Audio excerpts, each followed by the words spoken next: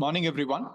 We found an expression for the density matrix at equilibrium, and then we also tried to derive an expression on how the density matrix evolves with time. These were the two things we did. So let's get today's lecture underway. The few things that we have been doing over and over again for the last two lectures is to say that if we have an idea of the wave function, we would be able to predict the properties of the system. In this case, we are looking at nuclear magnetic resonance. So therefore, if you're able to get the wave function for it, you have all the information contained in it. So how do you end up querying it is what we are trying to understand in this series of lectures. And at the same time, we said if the wave function is there, the time dependence of a wave function is given by the time dependent Schrodinger's equation, which is defined as shown here. And we also argued saying that since we are dealing with stationary states, all the time evolution can be put within the complex coefficients, the superposition, and this would end up giving you the necessary information. And in order to extract an information from any quantum basis, you try to get the expectation value, which ends up being defined for a normalized wave function in this given manner. And when we ended up expanding this equation in form of the superposition that we had defined, we were able to realize that we end up coming with a double summation of the sort. And here is where we ended up defining a projection operator of this kind. And therefore, the final expression turned out after simplification of something of this sort. Once you ended up getting this, we said that this is equivalent to the trace of getting the PA matrix, where A is the operator for which you want to determine the expectation value, and P is your projection operator. And in yesterday's class, we ended up taking the projection operator towards the density matrix, where we said we are not dealing with pure states. We are dealing with something called mixed states. And therefore, instead of having a given wave function, you're going to have a probability of such a wave function distributed across a given range. And hence, we said the expectation value would therefore be given by the trace of the density matrix times the operator that you want to observe. And moving forward, we also said the time-dependent Schrodinger's equation, when derived in terms of the density matrix, converts itself to minus I by h cross, the commutator of the Hamiltonian and the density matrix operator.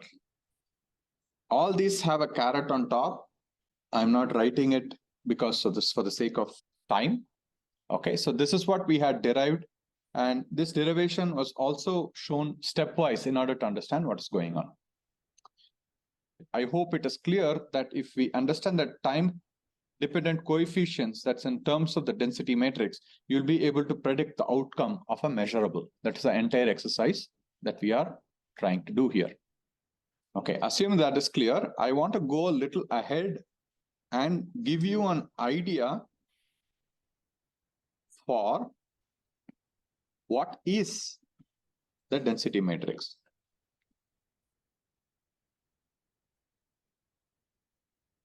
We saw yesterday that an equilibrium density matrix is given as a summation over all states of their Z1 component. This we took a couple of examples to see. All this seems a little abstract and mathematical. Since we are talking about a matrix, why don't we write the matrix form? Okay, so that is what we will engage ourselves with today.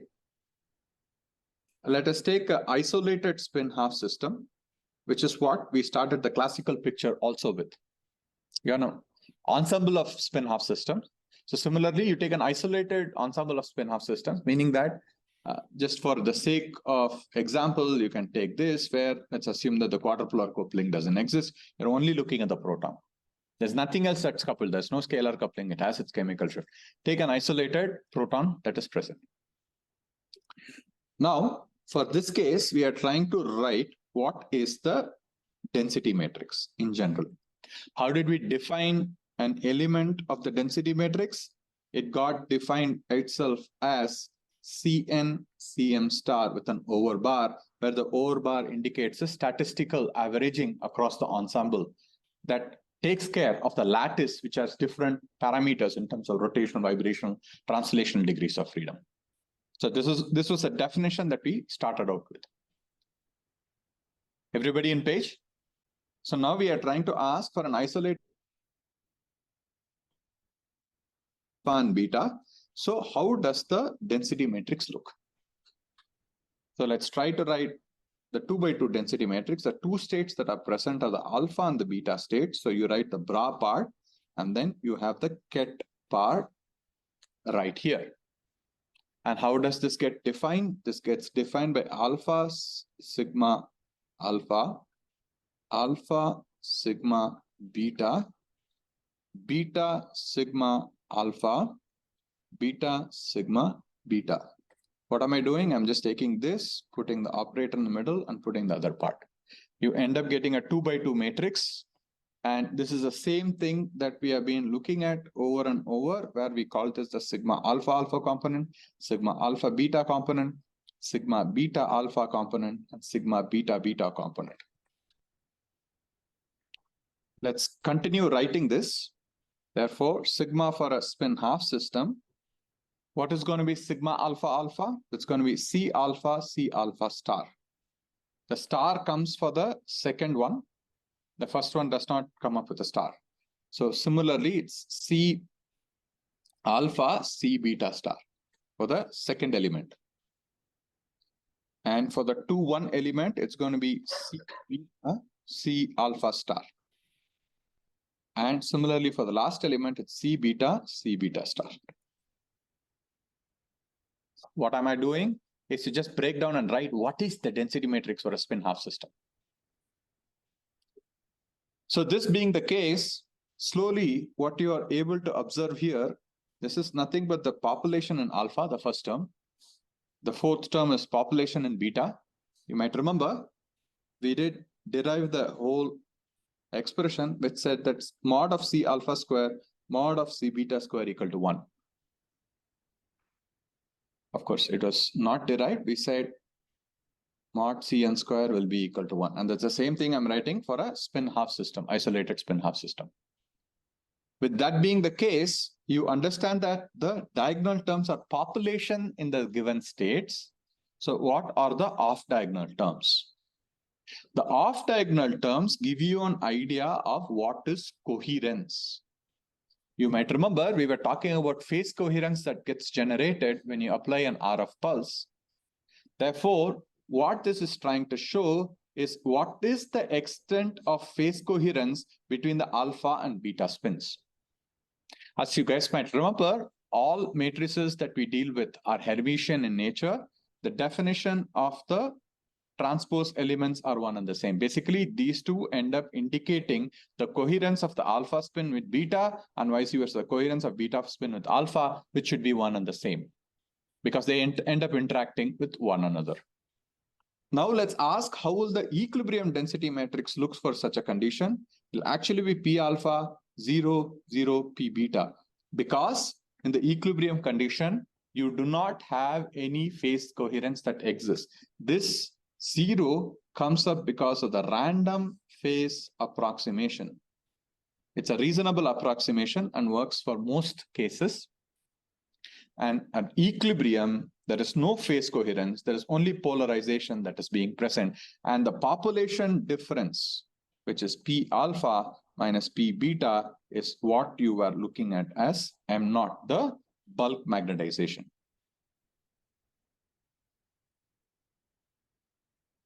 I hope this makes a little bit of sense in connecting what we learned in the semi-classical picture to the quantum picture.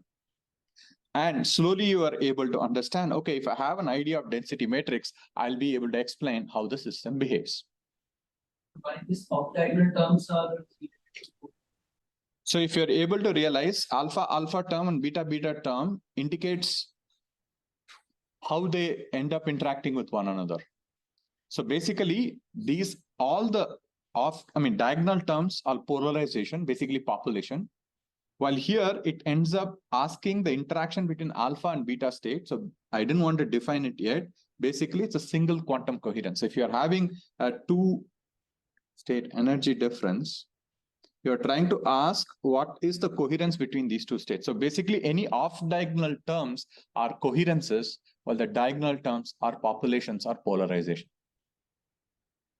Okay, it ends up becoming 0 for the equilibrium density matrix because you have nothing to start with. We will see how this looks when we end up applying a pulse. I won't be writing it explicitly. We will take an example as we go forward. Okay, this is the equilibrium density matrix. So some way or the other, the moment you end up applying a 90-degree pulse along the Y phase, what happens is that the populations become equal, right? And the coherence starts to generate along the X phase. Take it from me for now. You believe what I say in the next step. Don't ask me how it comes. You'll see how it comes at the end of the course, in the end of this lecture. Is that you start creating terms in the part of coherence. Their magnitude is same. Remember, the population and the alpha and beta states become equal. And you end up generating coherence along the X phase, which is why the matrix starts to look like the IX matrix. To start with, this looks like the IZ matrix. You might ask, oh no, this does not look like the IZ matrix. I'll show you how the equilibrium density matrix looks like the IZ matrix. So we said it's P alpha 0, 0, P beta. Go back to what we ended up deriving for P alpha. We can write it as something like N over 2 plus delta N, and P beta as N over 2 minus delta N, meaning that the population difference is 2 delta N, and they're very, very close to 50%. So you end up taking this and subtract N by 2 from all of this. What you would be able to observe is that the reduced density matrix will look like delta N 0, 0 minus delta N. Are you able to appreciate the fact that this now looks like 1, 0, 0 minus 1, which is the IZ Pauli spin matrix? So therefore, what happens? You have the equilibrium density matrix, which is of the form of IZ. The moment you end up applying a pulse at a given phase, the off-diagonal terms start to get populated depending upon which phase you applied the pulse in. The equilibrium density matrix is of the form IZ. The moment you ended up applying the pulse, you ended up creating coherences. I assumed a 90-degree pulse, so therefore this becomes 1 and 1. If you have less than 90-degree or more than 90-degree pulse, this will not be 0 because there will be still some population left along Z or minus Z. You can ask the same question. If the equilibrium density matrix is of the form IZ, which is 1, 0, 0, minus 1. Remember, I'm not writing the H cross by 2 because all these are just numbers. We are only talking about the changes that come up in the density matrix. These numbers are a multiplication factor, so keep them out. And what you are able to realize here, if you apply a 180-degree pulse along X or the Y phase, you have inversion of population. So things should become minus IZ. How will the density matrix look? It will look something of this sort. This is yet again very clear because what is going to happen? The population in alpha state is going to become N by 2 minus delta N, and population in beta will be N by 2 plus delta N, where you just reversed the condition that existed at equilibrium. I hope I have been able to establish how does the density matrix look for a simple isolated spin-off system, an ensemble of isolated spin-off system. Therefore, if you look at the density matrix, you will be able to see where the signal will end up coming.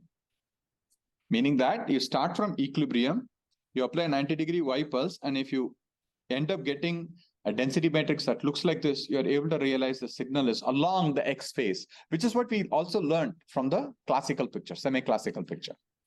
We are currently doing a handshake between semi-classical and quantum because quantum picture gives you more information than the semi-classical picture.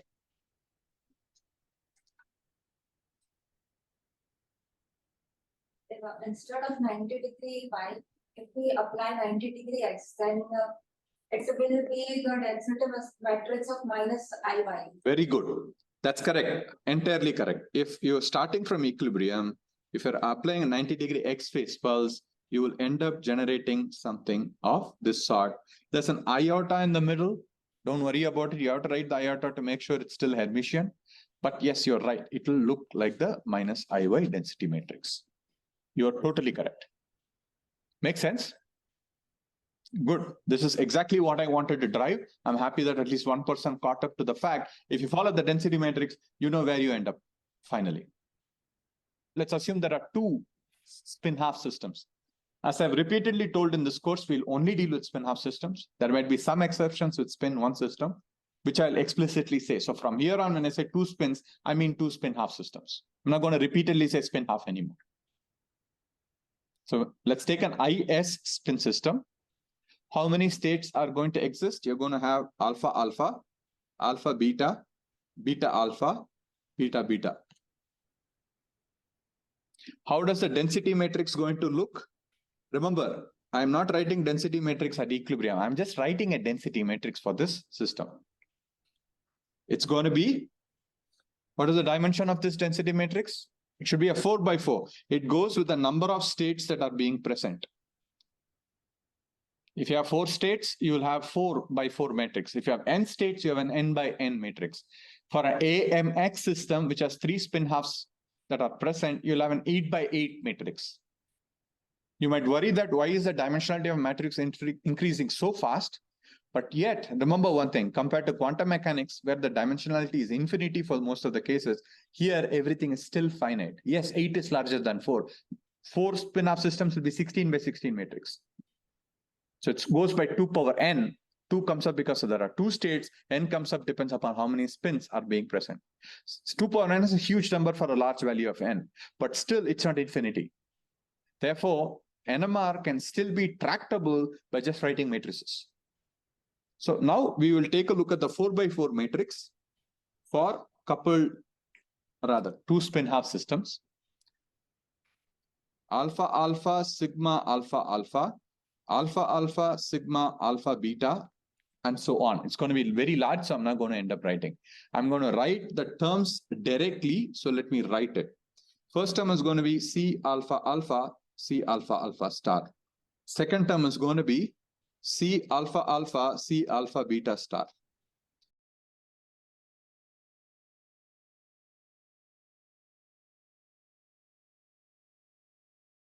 So all terms have been written out right now.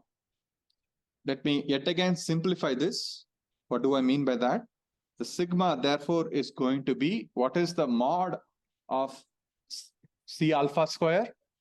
It is the population in the alpha alpha state. Now, what is C alpha alpha, C alpha beta star going to be? It is the phase coherence that exists between the alpha alpha and the alpha beta states. It's very similar to what you learned last time for the X phase pulse or the X phase coherence that's generated. You remember bunching of the spin vectors happened? We were able to visualize that in 3D because you just had alpha and beta states.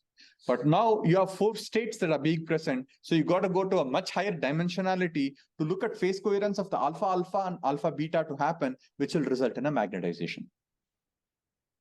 So I cannot draw this anymore.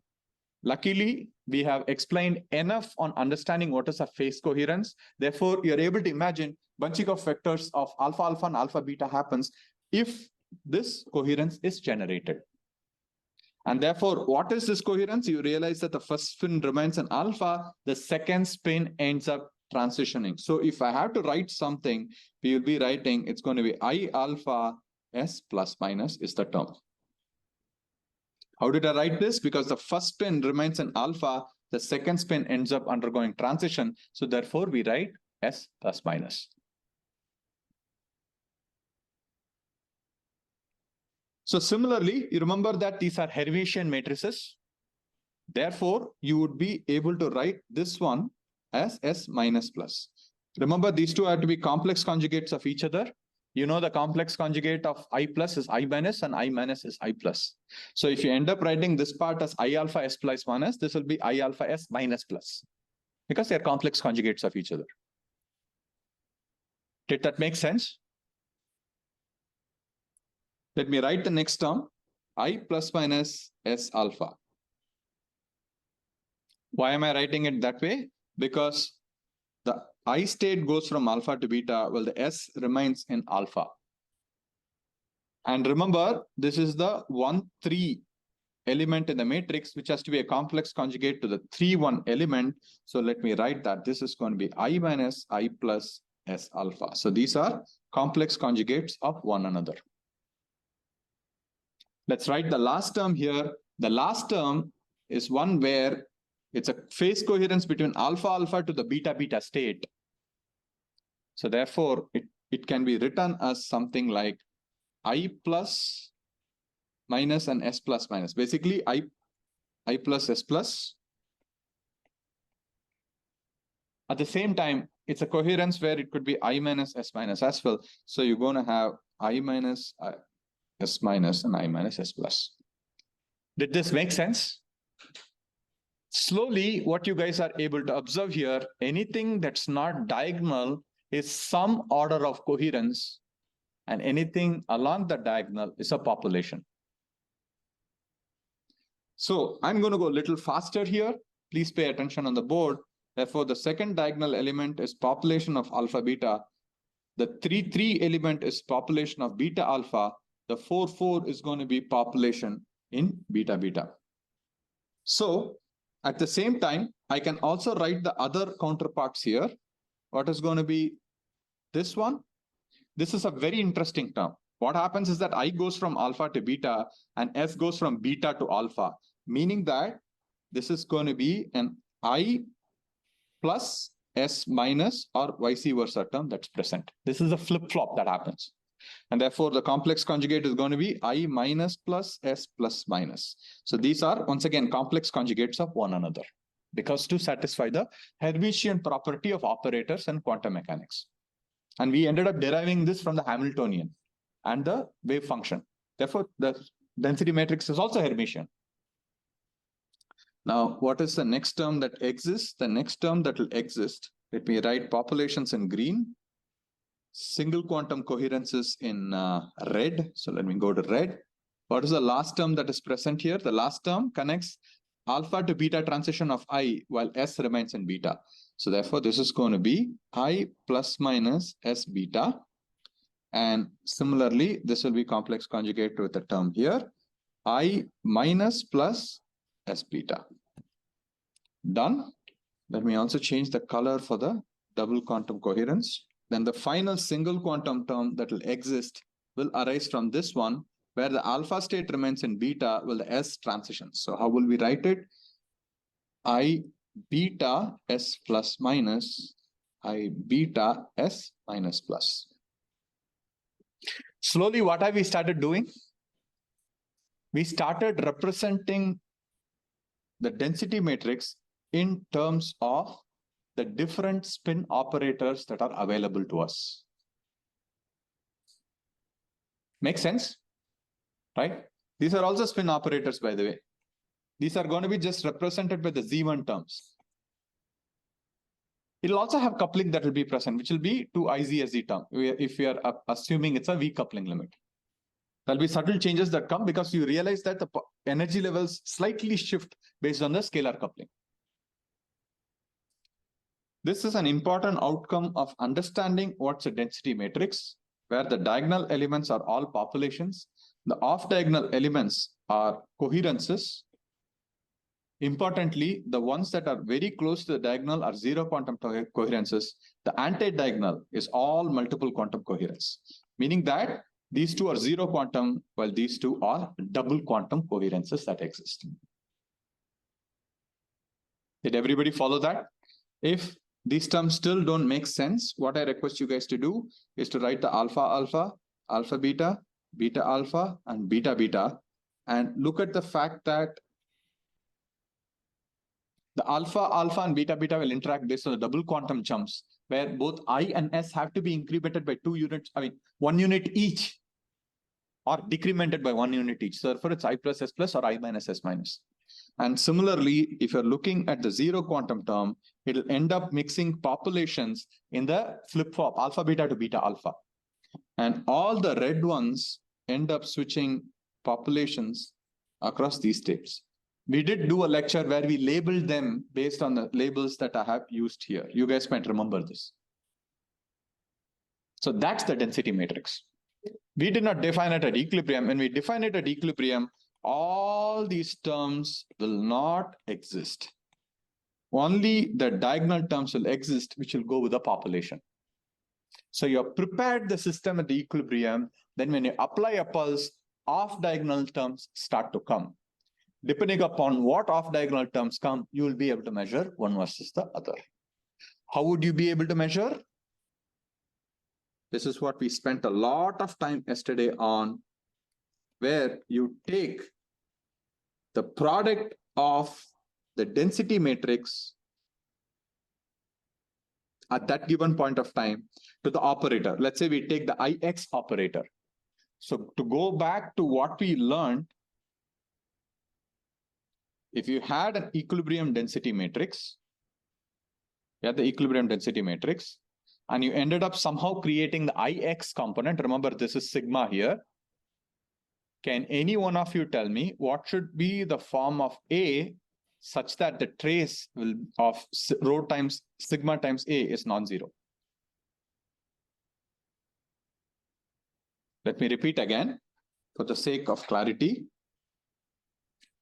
Let us say that after a certain amount of time, you have generated the density matrix in the form of IX. I am right now asking what should be the functional form of A such that the trace of sigma t times A is not equal to 0. What should the operator look like for A? Should it be I square? Should it be IX? Should it be IY? Or should it be IZ? Remember, we did this matrix multiplication yesterday. What when you multiply with IX will give a non-zero trace? Anybody? IX. Very good. This was one of the major things we focused on in previous lecture, where we wrote all the matrices in their full glory. Where is it? I forget where it is. We did do it in the previous class. Yeah, there you go. And then we wrote each of the matrices, Pauli spin half matrices. Just one moment. I think it's taking a moment. Yeah, there you go. We wrote all the Pauli spin half matrices. And then what did we interrogate? We interrogated what happens when you multiply IX with IY. You end up getting a form of IZ. And remember, IZ has zero trace. Only entity across I square, IX, IY, IZ, which has a non-zero trace is I or I square. Because I square has the form of the identity matrix in it. This is what we did. Later on here, we saw this. Only IX square or IY square or IZ square will give you a non-zero trace. Everything else gives you a zero trace. Therefore, I hope I have impressed this aspect in you that if you understand how the density matrix looks, you would be able to carefully pick an operator on how to measure the density matrix, which is what is NMR spectroscopy. Did that make sense? How do we reach to IX? We will see in this class or probably in the Wednesday's class. But I hope I have impressed upon you guys, knowing what is the density matrix matters. The moment you know it, you have the ability to choose A such that you will have a non-zero trace. If your density matrix is along Y, you will not choose A to be IX at that point of time. True? Because if your density matrix is along Y, you choose IX, then you'll get a product will be IIZ, where IZ has zero trace. Therefore, you won't be able to measure it. On the other hand, if you know that the density matrix is along IY, you'll carefully choose A as IY or I plus or I minus, such that there is still some component of IY which will multiply with IY to give you a non-zero trace. This is where quantum mechanics or the formalism from the quantum perspective is helpful, such that you will know what you want to prepare. What do I mean by this? If you want to prepare a single quantum coherence, you will be able to prepare that single quantum coherence, and you will carefully choose which operator to measure it with.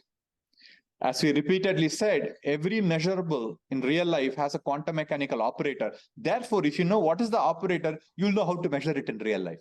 Did that make sense? You want the density matrix to be having the ability to know what state to prepare. The moment you know how to prepare it, you'll be able to measure it.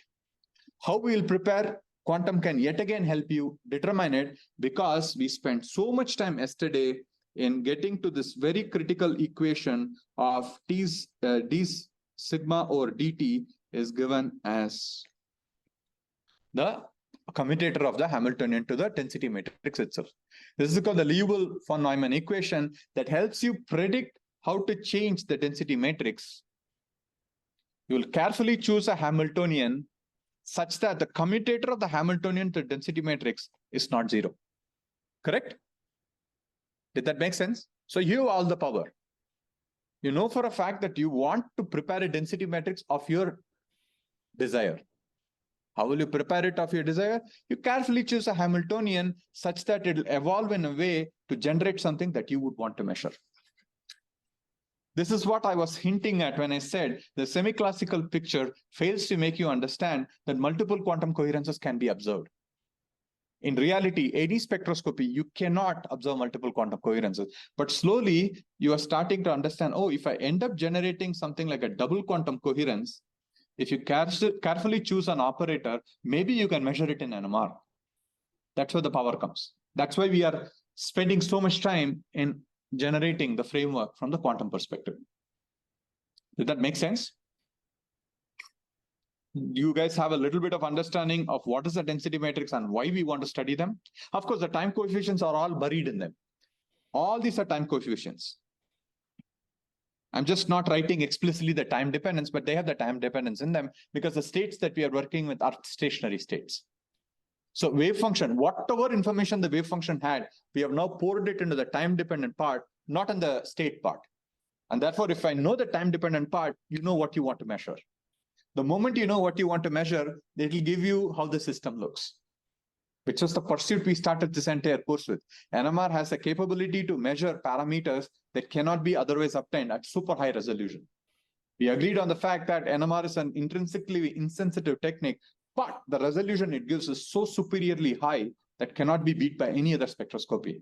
And now you're slowly accepting the fact the framework that we have generated from the quantum perspective helps you extract whatever you want from the density matrix, depending upon whatever order of coherence you want to pick up. You can pick zero quantum coherences, double, single, whatever you want to do, you'll be able to do it. 2 minutes I want to spend on writing the matrix representation of some of these states and operators. This is something that we went a little fast on. Let me go back to the isolated spin half system. We said that the wave function will be written in this fashion, right? In such a case, the alpha state can be written as a 2x1 matrix, which is 1, 0. And the beta state can be written as a 2x1 matrix, which is 0, 1. How did we come up with these representations for the alpha and beta states? You guys know that each of the states have to be normalized. Therefore, you end up taking such a representation. You will be having alpha and betas normalized if you take these representations. And most importantly, normalization is not the only criterion. You have to ensure that the orthonormality is also sticking, right? So therefore, if you now write the wave function, it is going to be C alpha times 1, 0 plus C beta times 0, 1, which is therefore going to be equal to C alpha, C beta. This is how the wave function looks. Therefore, if you end up taking the complex conjugate of this, it is going to be C alpha star, C beta star. Remember, when you take a complex conjugate, the 2x1 matrix becomes a 1x2 matrix. And how did we write the projection operator?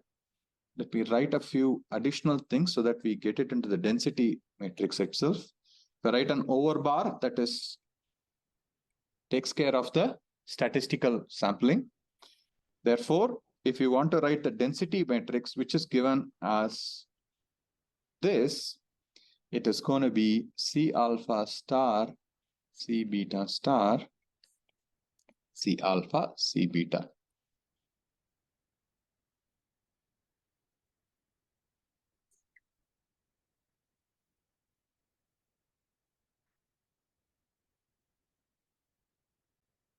And therefore, the row is going to be, take the product. So it's going to be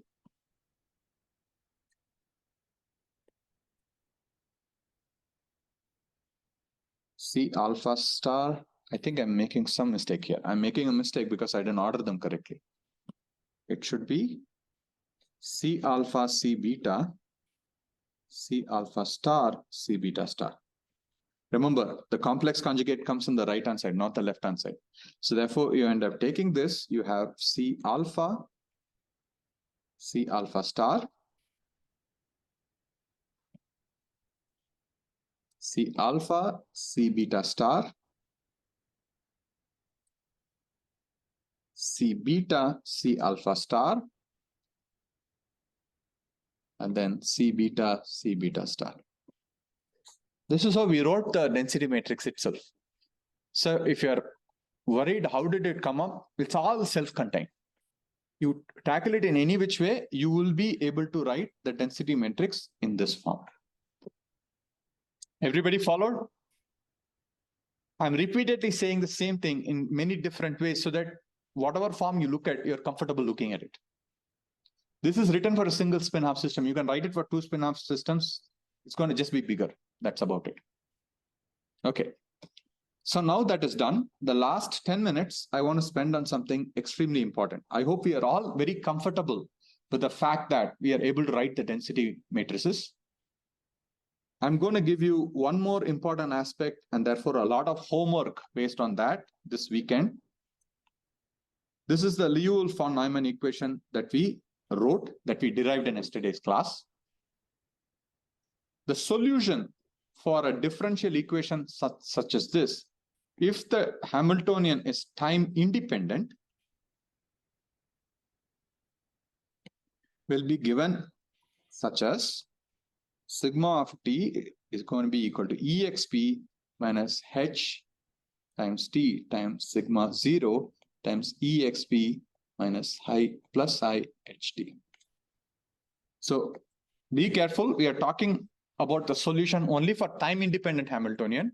Next week, we'll look at time dependent Hamiltonian. How does this change? So what are we saying? If this is a Liouville-von Neumann equation, the solution for this differential equation can be given such that if the density matrix is of the form exp minus IHT times sigma 0 exp plus IHT, this will satisfy this given differential equation. I am not deriving this in any form. I'm just saying this is a solution. Please take it. That's not, if you want to determine whether there's a solution, one way of doing it, go back to your room, plug this into this differential equation and see whether it agrees left-hand side equal to right. For something like this, remember, you're writing an e power a type operator. So what are we doing here? You can imagine the whole thing as a operator. You're writing an e power a operator. We are all comfortable with e power x. A similar definition goes here, where you have 1 plus a by 1 factorial, a times a by 2 factorial, a times a by 3 factorial, and so on. So the e power a definition still holds, just that slowly, if you guys are able to appreciate, the a operator itself is a matrix. Every operator is a matrix. And therefore, you're going to have multiplication of matrices that's going to keep on growing. So there is a solution for it. The solution for that time-independent Hamiltonian is given by the Baker-Campbell-Hausdorff formula. So what is that formula? For sigma of t given as exp minus IHT times sigma 0 exp plus IHT, the solution would be sigma of t will be given by sigma of 0 minus it the whole power 1 divided by 1 factorial times the commutator of the Hamiltonian with the density matrix that you started off with. So this is the initial density matrix, this is the final density matrix, and this is the operator that is working on it. Basically, e power I minus iht is called a propagator. It ends up changing this, propagating the system to something else. Plus it the whole power 2 by 2 factorial, a double commutator of the Hamiltonian with the density matrix minus it cube by 3 factorial, a triple commutator, and so on.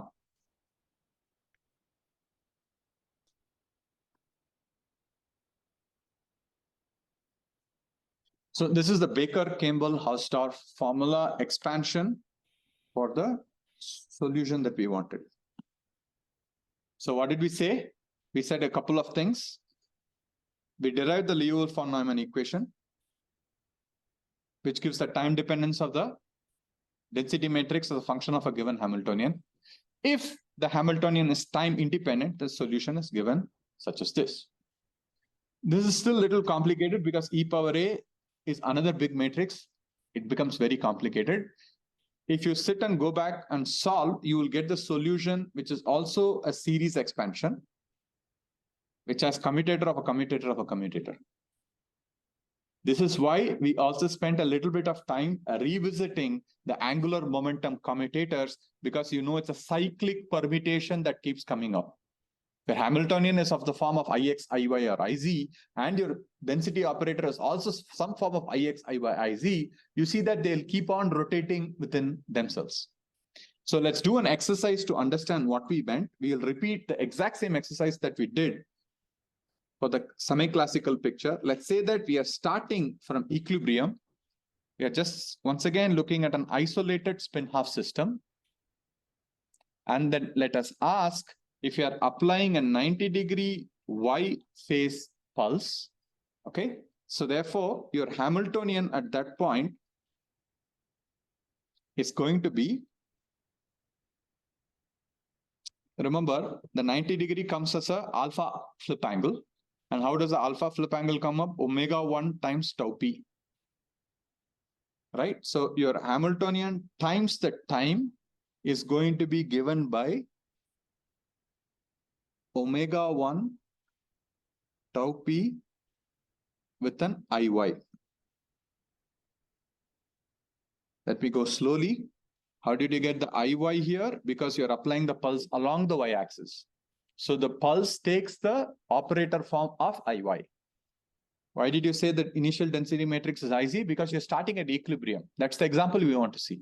We want to literally repeat the experiment where you had the magnetization that ended up tilting to the transverse plane when you applied a 90-degree Y phase pulse along the x-axis, right? We had the magnetization along the x-axis from equilibrium when you applied a 90-degree Y phase pulse. So we are going to literally repeat the same thing, but just that from the quantum perspective of the density matrix, how does the density matrix look?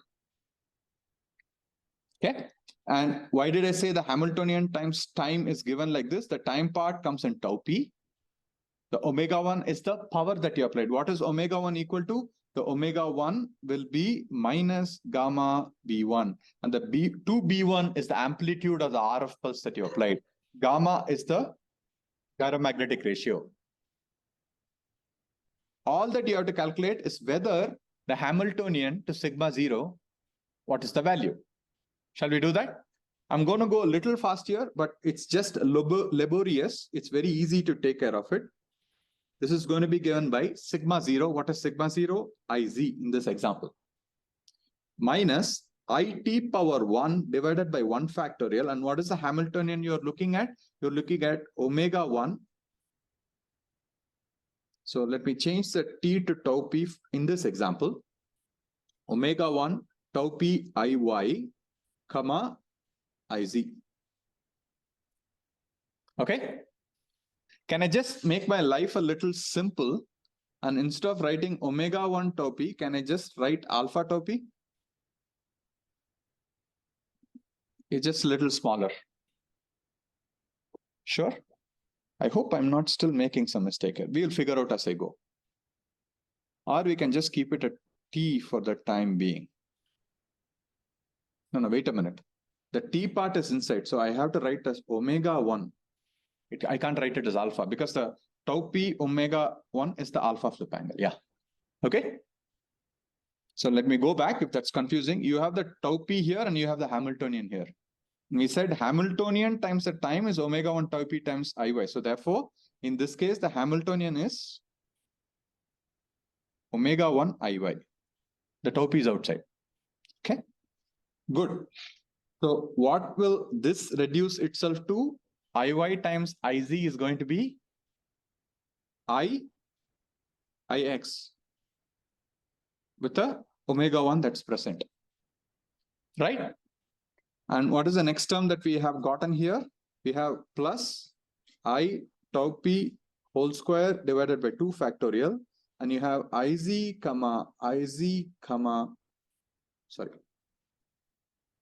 omega 1 Iy, omega 1 Iy, Iz. The double commutator. We just evaluated what is omega 1 Iy, Iz here. So I'm just not going to write this part.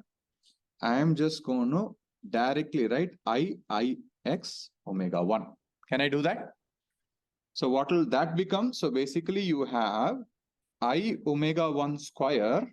You have Iy, Ix. What is that going to be? Minus Iz. Why is it minus? Because y and x are not cyclic, they're acyclic. The minus 1 comes. X, y will give you Iz and with an I, and I've written it there. So what is this going to reduce itself to? Minus I square omega 1 square Iz.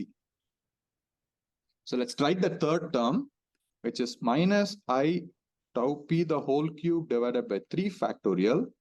Omega 1 Iy, I'm not going to waste my time. I'm just going to write minus omega 1 square Iz. I'm just borrowing it from whatever was written in the previous step. Just literally borrowing it from here to here. Oh, actually, it will be minus I square is plus 1. Right? So I'm just going to erase this so that I don't propagate an error. Okay. So what will this reduce itself to be? It's going to be omega 1 cube Iy, Iz is Ix. Go to the next one. Plus I tau p power 4 divided by 4 factorial. Omega 1 Iy, I omega I cube Ix. What will this be? This will be I omega 1 power 4 Iy, Ix, which is minus Iz. So minus I square Iz. So the minus I square goes away. Therefore, I end up writing this way. You can go on doing this until we finish next 2 days, but let's not waste our time. So plus infinity. Therefore, sigma of t will be equal to, you have Iz. Let me make it smaller so that I can see and write. So we will have Iz minus I tau p times Ix omega 1 plus I tau p square divided by 2 factorial. And what did we have? We have omega 1 square Iz. Then what is the third term? Minus I tau p cube by 3 factorial. I omega 1 cube Ix. Right? And the last term, the fourth term is plus I tau p power 4 by 4 factorial. 4 factorial, omega 1 power 4, Iz, and so on. Slowly, you guys see that the Iz term keeps alternating. So therefore, I can take Iz out. Let me copy this. Kindly go back and do this. It's not difficult. It's just that you got to be patient. So what you end up having here is that sigma of t will be Iz times 1. Remember, you have an I square that is there, which will be minus 1, minus omega 1 tau p the whole square divided by 2 factorial, plus I power 4 will be plus 1. So therefore, you'll have plus omega 1 tau p the whole power 4 by 4 factorial, and so on. And you can take the other part off, which will be minus I square will be plus 1, and you have an Ix term, and Ix also alternates. Believe me when I write this, Ix times omega 1 tau p power 1 by 1 factorial, and you have I power 3 and an I, which will be plus 1, and the minus sign therefore will stick, minus omega 1 tau p power 3 by 3 factorial plus omega 1 tau p power 5 by 5 factorial, and so on. And what does this give you? This gives you Iz times cos of omega 1 tau p plus Ix times sine of omega 1 tau p. These are the Taylor series expansions of cos of omega 1 tau p and sine of omega 1 tau p. And therefore, this reduces itself to Iz of cos alpha plus Ix of sine alpha. Therefore, you are able to realize if you started the sigma 0 as Iz, after you apply an alpha degree pulse, let's say alpha equal to 90 degrees, you actually have the density matrix along Ix. Because you're going to have alpha is 90 degrees, therefore this goes to 0, this will be 1. Therefore, you end up getting this. I know this was loaded, but it's trivial math by repeatedly doing it. Therefore, go back and do this. I'll give more exercises this weekend with different initial density matrices and different Hamiltonians. Please do this as an exercise. First time is hard. The more you do it, you get comfortable and you will understand the rotations that start coming up. But this still sticks to the fact that if you started with a Z, applied a 90-degree Y phase pulse, you get the magnetization along X. So with that, I stop this lecture. So please feel free to ask questions in the classroom forum if you have any doubts. Thank you very much. And sorry for going a minute overboard. Bye-bye.